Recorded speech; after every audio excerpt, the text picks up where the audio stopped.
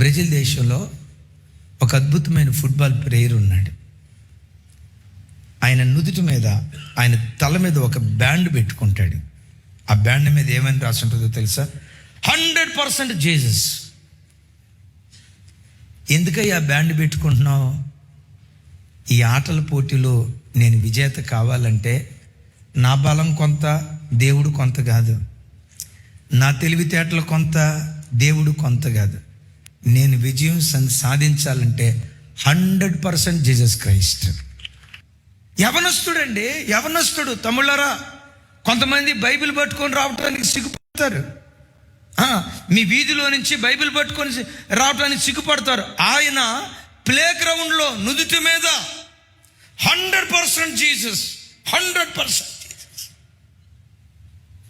యేసును బహిరంగంగా ప్రకటిస్తా వచ్చాడు. యవనస్తుని అడిగారు, బాబు అది ఎందుకు పెట్టుకున్నావు? నువ్వు మంచి యవనస్తుడు కదా, మంచి ప్రతిభావంతుడు కదా. నేను విజయాన్ని సాధించాలంటే నా ప్రతిభ కాదు, నా పరాక్రమం కాదు, నా పట్టుదల కాదు, 100% నజరేయుడైన యేసుక్రీస్తు ప్రభువారు. గట్టిగా గట్టిగా గట్టిగా గట్టిగా హల్లెలూయా. 100% ప్రభు అయిన యేసుక్రీస్తు వారు. ఓసారి ఫీఫా అదిగో చూడండి, ఆయన ఫీఫా వినండి, అనండి ఇక్కడ ఫీఫా అని. ఆ స్టేషన్ వారు, ఆ టీవీ స్టేషన్ వారు ఆయన పిలిచి, బాబు నీ తల మీద ఉన్న ఆ బ్యాండ్ తీసేయి, మా ఫీఫా అడ్వర్టైజ్మెంట్కి సంబంధించిన బ్యాండ్ పెట్టుకో. అలా కనుక నువ్వు చేస్తే నా వైపు చూడాలా, 4.5 కోట్ల రూపాయలు నీకు ఇస్తా. 4.5 కోట్లు.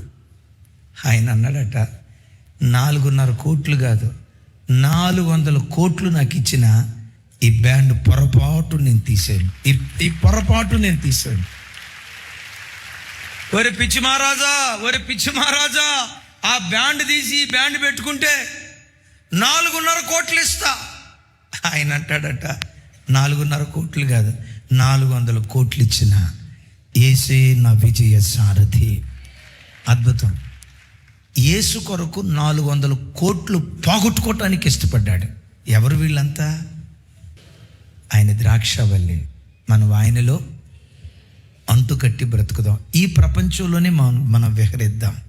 ఆయన గురువు, ఆయన్ని చూసుకుంటూ నమ్మకమైన శిష్యులుగా ఆయన అడుగుజాడల్లో బ్రతుకుదాం.